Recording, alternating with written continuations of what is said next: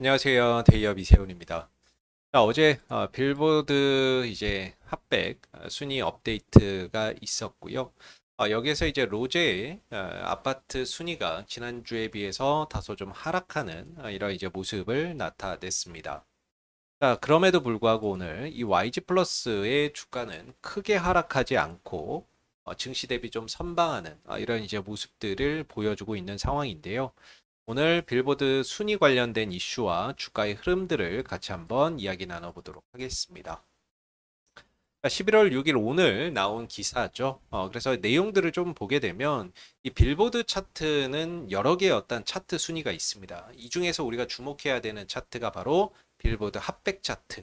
이 부분이 되겠는데 이 빌보드 핫백 차트는 매주 화요일 날 업데이트가 되거든요. 근데 어제 화요일이었기 때문에 어제 순위 업데이트가 있었고 여기에서 로제 아파트가 13위를 기록했다라는 뉴스가 되겠습니다. 그래서 차트의 순위를 좀 더 세부적으로 들어가서 보게 되면 지난 10월 29일 로제가 아파트라는 노래를 공개하고 처음 이제 빌보드 핫백 순위에 들어갔던 날이 바로 10월 29일이 되겠습니다. 이때 당시에 이제 8위로 들어갔죠. 그래서 8위에 랭크가 됐고 이번 이제 일주일이 지난 시점에서 이번에 업데이트가 좀 이루어졌었는데 이번에서는 이제 순위가 13위로 다소 이전에 비해서 5계단 하락하는 순위를 기록을 했습니다. 물론 이번 순위가 다소 이전보다 상승을 했다면 YG 플러스의 어떤 주가가 단기적으로 좀 상승하는 이런 이제 모멘텀으로 작용하지 않았을까라고 생각이 드는데 아쉽게도 좀 순위나 이런 것들이 하락하게 되면서 오늘 장 초반에 YG 플러스의 주가가 약세로 출발하는 좀 원인이 되었다라고 생각이 듭니다. 다만 현 시점에서 제가 느끼기에는 이제 좀 발상의 전환이나 이런 것들이 필요하지 않을까라는 생각이 드는 부분들인데 여러분들 지난 이제 10월 29일 날 처음으로 로제 아파트가 빌보드 핫백에 들어갔을 때 주가의 흐름들을 기억하실지 모르겠는데 이 호재에도 불구하고 10월 29일 주가는 크게 좀 하락하는 이런 이제 모습들을 나타냈습니다. 차트의 흐름들을 보시게 되면 바로 이날이죠. 10월 29일 빌보드 핫백에 순위 8위로 입성했다라는 소식이 전해졌는데 오히려 주가는 7% 정도 시초가 약세 출발한 이후에 종가는 마이너스 6% 정도로 마감이 됐습니다. 이때 당시에 어떤 투자자들의 심리를 한번 해석을 해본다면 그동안의 어떤 순위에 대한 그런 부분들이 그동안 주가 상승에 좀 선반영되었다라고 볼 수 있고 그렇기 때문에 오히려 순위가 나오는 시점을 차익 실현의 계기로 좀 삼았던 모습, 즉 호재를 차익 실현의 계기로 삼으면서 호재를 좀 악재로 바꿔버리는 그런 이제 상황들이 아니었나라고 생각이 들고 물론 이제 주가나 이런 부분들이 많이 올랐기 때문에 사실 투자자들의 입장에서는 가격적인 부담감도 좀 생길 수 있는 상황이었죠. 그래서 더 이상 추가적인 어떤 매수나 이런 것들보다는 그 순위 발표를 기점으로 좀 차익 실현에 나서는 모습이었다라고 한다면 이번에는 좀 반대의 관점인 거죠. 순위가 다소 이전에 비해서 5계단 좀 밀려났음에도 불구하고 시쪽 5계단 좀 밀려났기 때문에 오늘 시초가는 한 2% 정도 하락 출발을 했는데 하락 출발 이후에 주가나 이런 것들이 더 크게 밀려나는 것이 아니라 오히려 버텨주고 지금 상승 전환을 모색하는 그런 상황들이 나와주고 있습니다. 자, 그렇다는 건 현재 주가에서 어느 정도 투자자들의 관점은 그동안의 주가의 하락에 순위 하락에 대한 부분들, 이번 순위나 이런 것들이 좀 밀리는 그런 부분들, 하락했던 부분들을 이미 그동안의 주가의 하락에 좀 선반영되었기 때문에 주가의 어떤 매도세나 이런 것들이 좀 제한적인 것이 아닌가라고 생각해 볼 수 있는 것 같고, 그리고 그동안의 어떤 주가의 하락을 통해서 가격이 싸졌기 때문에 가격 메리트나 이런 것들이 오히려 생기면서 악재가 발생되는 시점에 저가 매수로 들어오면서 오히려 호재로 인식하는 그런 관점의 어떤 전환이 일어나는 부분들이 아닌가라는 생각이 듭니다. 그래서 악재를 악재로 해석하지 않는 분위기, 호재를 호재로 해석하지 않는 그런 분위기. 이런 이제 분위기의 전환 속에서 주가는 항상 변곡점을 만들어냈는데 잘 생각해 보면 이때 호재였잖아요.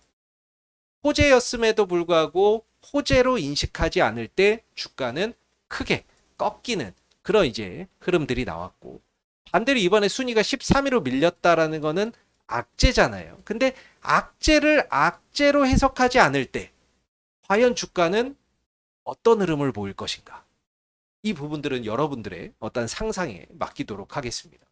그래서 개인적으로는 악재가 나왔음에도 주가가 빠지지 않는다라는 점은 어느 정도 매도나 이런 것들이 일단락 되었기 때문에 현 시점에서는 좀 발상의 전환이 필요한 부분들이 아닐까. 개인적으로는 이렇게 좀 생각이 되는 부분이고요.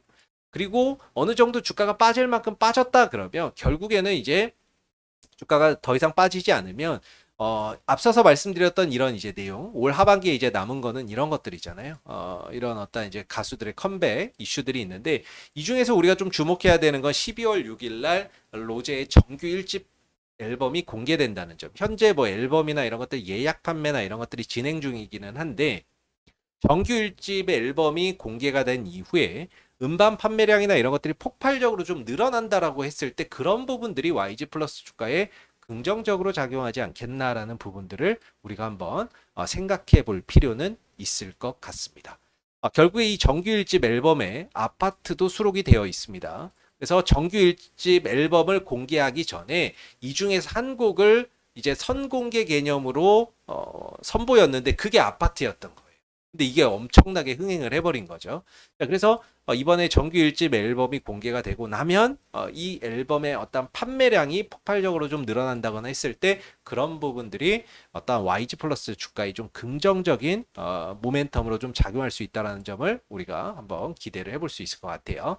자, 그래서 어제도 말씀드렸지만 현재 뭐 개인적으로 보기에는 주가는 한 4,500원 정도에서 한 4,000원대 정도면 어느 정도 가격 조정이 좀 마무리될 수 있는 그런 이제 시점이 아닌가라고 생각이 드는데, 물론 단기적으로 보시면 주가가 계속 하락세죠. 하락세고 현재 주가 위로 5일선에 어떤 저항도 있기 때문에 뭐 주가나 이런 부분들이 현재 약세 국면이고 올라갈 때마다 저항에 부딪힐 수밖에 없습니다.